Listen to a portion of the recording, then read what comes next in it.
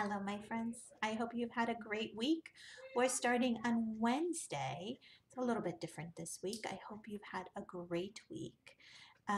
We are going to get started today with our book. It's called The Snail and the Whale. And I have to tell you guys, this is my favorite book of all time.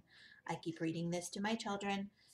They don't really want me to read this one anymore, but I used to read it all the time. You're going to love it. It's a rhyming book for all of my friends who love rhyming books and like to point out that I'm reading rhyming books. You're going to love this one.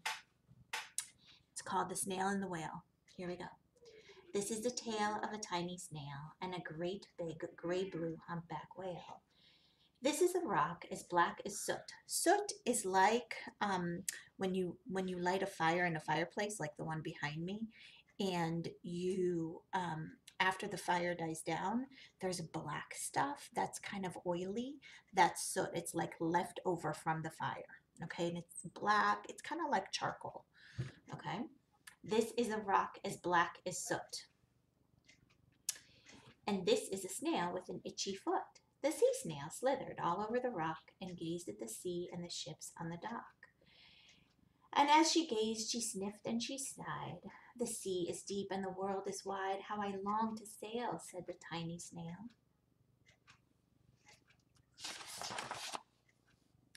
These are the other snails in the flock, who all stuck tight to the smooth black rock.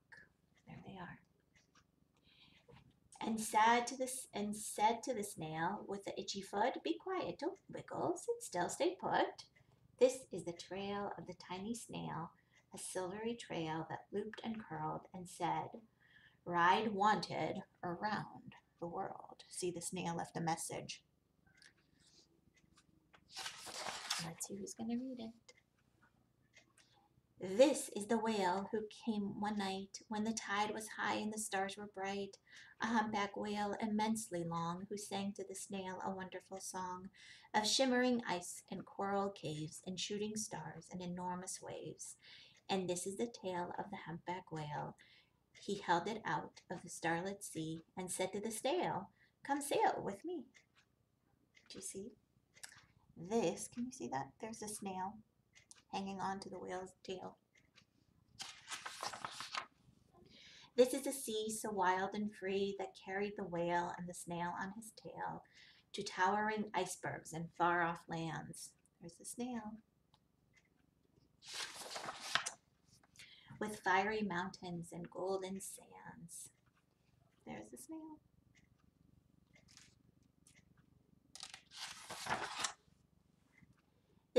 These are the waves that arched and crashed and foamed and frolicked and sprayed and splashed. The tiny snail on the tail of the whale. There she is. These are the caves beneath the waves where colorful fish with feathery fins and sharks with hideous toothy grins swam past the whale and the snail on his tail. There she is. This is a sky so vast and high, sometimes sunny and blue and warm, sometimes filled with a thunderstorm, with zigzag lighting, flashing and frightening the tiny snail on the tail of the whale. There she is.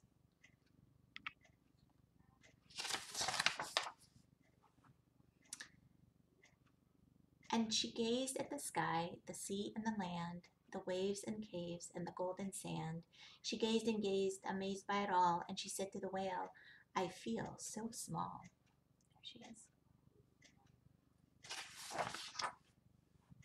But then came the day the whale lost his way. These are the speedboats running a race, zigging and zooming all over the place, upsetting the whale with their ear-splitting roar, making him swim too close to the shore. This is the tide slipping away. There's a snail on his tail.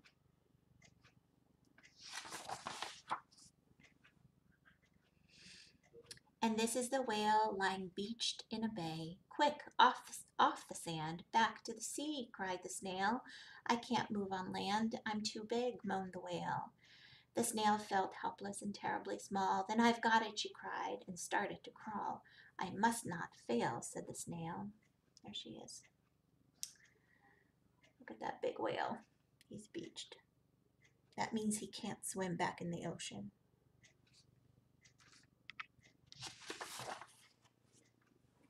This is the bell on the school in the bay, ringing the children in from their play. This is the teacher holding her chalk, telling the class, sit straight, don't talk. This is the board, as black as soot. And this is a snail with its itchy foot. A snail, the teacher turns pale. Look, say the children, it's leaving a trail. This is the trail of the tiny snail, a silvery trail, saying, save the whale. There's the snail. See, she wrote that message for the kids. Save the whale. These are the children running from school, fetching the firemen, digging a pool, squirting and spraying to keep the whale cool. There they are.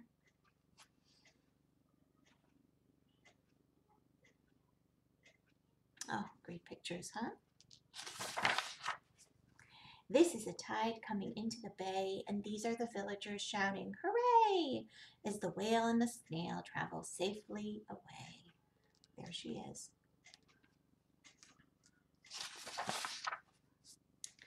Back to the dock and the flock on the rock, who said, how the time's flown, and haven't you grown? And the whale and the snail told their wonderful tale of shimmering ice and coral caves, and shooting stars in enormous waves, and of how the snail, so small and frail, with her looping, curling, silvery trail, saved the life of the humpback whale. Then the humpback whale held out his tail, and on crawled the snail after snail after snail. Look at them all going on the tail.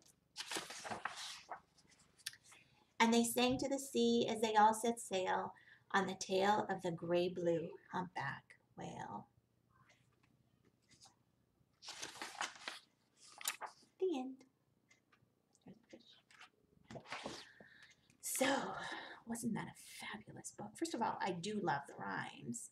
But second of all, I love this idea that even a tiny little snail who's so tiny, right, compared to the whale and compared to all of the big things that she saw in the world, she could still help the big whale, right? She just was clever enough to think of a way to help him.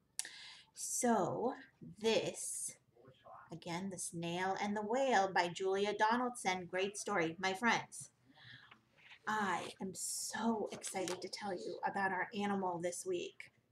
Now, isn't this kind of a funny choice? I could have chosen to tell you about a snail, because our book is about the snail and the whale, and we've already talked about whales. But the reason I chose this is kind of funny. So, because I miss you guys so much, and I'm thinking about all the things that we're going to do when we're back in the library together, I've been listening to a lot of things about librarians stuff and reading articles and listening to podcasts. It's kind of like someone talking about a specific subject. Anyway, so there was one article that I read where a librarian in an elementary school had these as the library pet. They are called Madagascar hissing roaches. They are really big. Look at those. They are they grow to about 2.5 inches long. It's a cockroach. But the difference between them and one that we would see is, first of all, these come from a place called Madagascar. It's an island.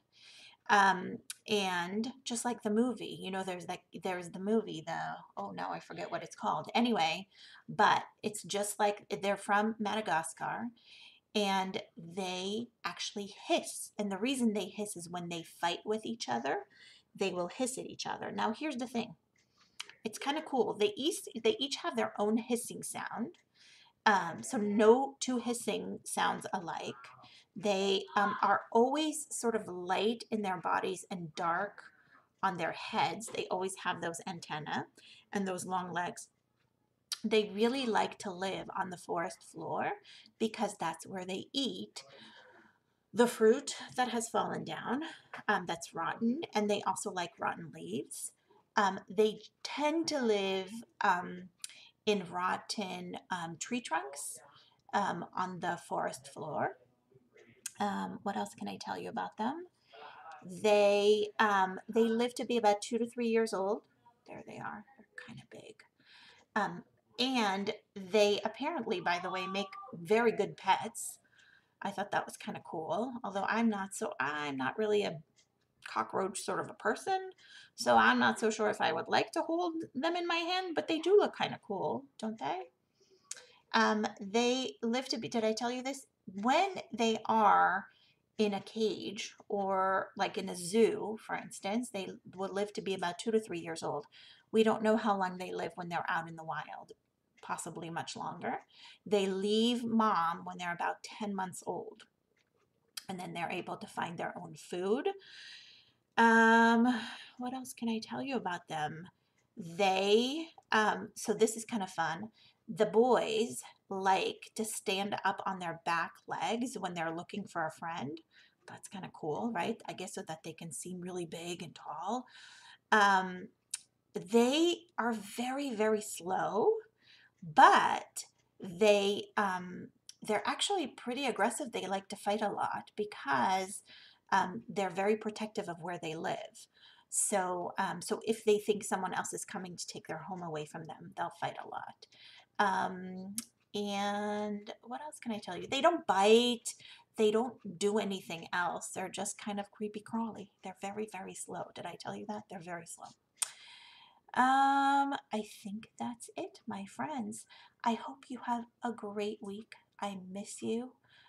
Please take care of yourselves. Make sure you spend time outside. Be kind to your parents.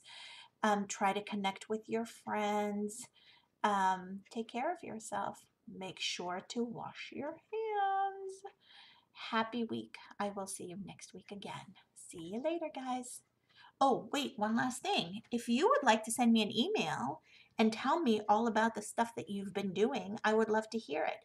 My email address is aleibel, it's ALEIBEL at douglasps.net. I will see you next week. Have a great week. Bye, guys.